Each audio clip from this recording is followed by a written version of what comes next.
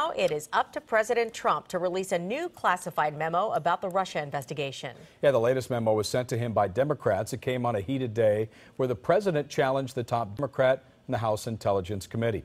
KCAL9 political reporter Dave Bryan has these late-breaking details today. Dave? Going to be interesting to see what the president does with this, right? He's got to do it. He's probably torn in several different directions.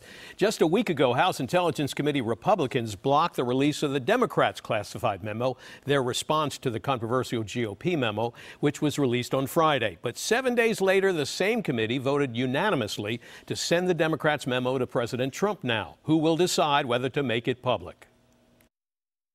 Good evening.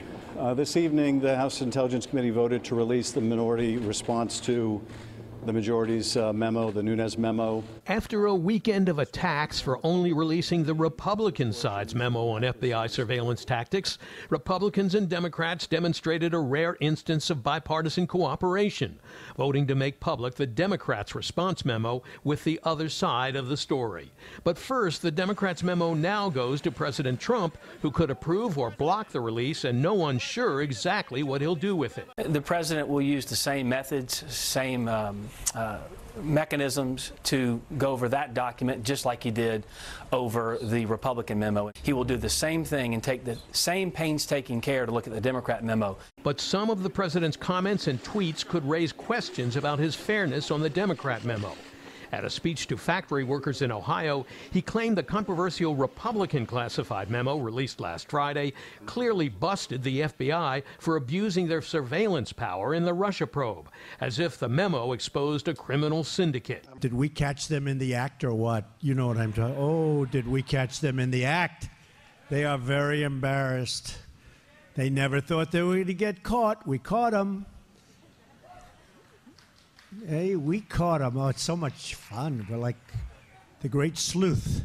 On the other hand, Republican Congressman Trey Gowdy, the only Republican on the House Intelligence Committee to have read all of the sensitive intelligence underlying the contested GOP memo, according to a report in the New York Times, told Face the Nation the memo has no impact whatsoever on the Russia investigation. The memo has no impact on the Russia probe. Not to me, it doesn't, and I was pretty integrally involved in the drafting of it. The president also tweeted about the top Democrat on the House Intelligence Committee, calling Burbank Congressman Adam Schiff Little Adam Schiff, one of the biggest liars and leakers in Washington.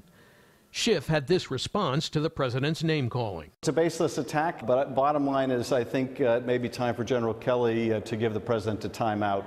I think the country would certainly benefit from that anyway. But the president was just getting warmed up. At that rally in Ohio on Monday, still steaming about the Democrats not applauding his achievements, which he listed in the State of the Union address, the president skewered their behavior and questioned their patriotism. They would rather see Trump do badly, okay, than our country do well. Even on positive news, really positive news like that, they were like death and un-American. Un-American. Somebody said treasonous. I mean, yeah, I guess why not? I mean, they certainly didn't seem to love our country very much. Democrats fired right back. Maybe he's been watching too much North Korean television, where everybody in the North Korean assembly stands up and they all clap together automatically whenever the dear leader says something. Well, there were reports tonight that Trump administration outcast Steve Bannon was scheduled to appear tomorrow before the House Intelligence Committee to answer their questions in the Russia investigation. But tonight, California Congresswoman Jackie Speer told NBC she would be surprised if Bannon either shows up tomorrow or answers any of their questions. Jeff? Yeah, speaking of a question, I have one for you, Dave. Now, there's also news tonight that President Trump's attorneys have advised him not to speak to special counsel Robert Mueller. Right. So does that mean that he may be subpoenaed, and then what part of this impact will it have on this investigation if he does or doesn't? Yeah, that's a really good question. Subpoena is a possibility. The report tonight from the New York Times from 4 people who say they were briefed on the matter raises the specter of a lengthy court battle, possibly, over the issue of whether the president can be forced to answer questions under oath.